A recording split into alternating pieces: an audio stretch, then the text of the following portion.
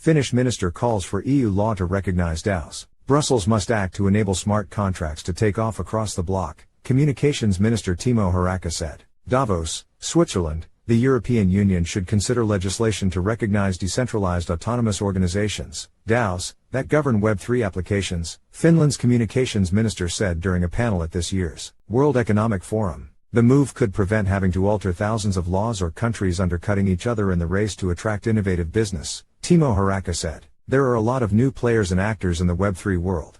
Not reflected very well in existing legislation, he said. Take a DAO for instance, where does legislation stand?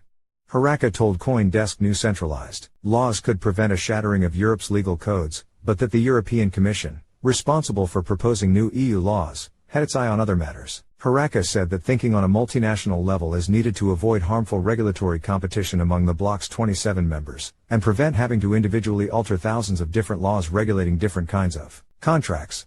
The approach is reminiscent of the EU's markets in crypto assets, MiCA, legislation, which will create a uniform standard for each country if it is adopted. We are relying on the European Commission to be the initiator and are eagerly looking forward to its work, he told CoinDesk, but said he was in the dark about whether it will be covered by a forthcoming policy paper on the metaverse, due in the spring. In DAOs it's a different logic to regulating corporations with named officers in charge, Harakka told CoinDesk. Who's responsible for transgressions?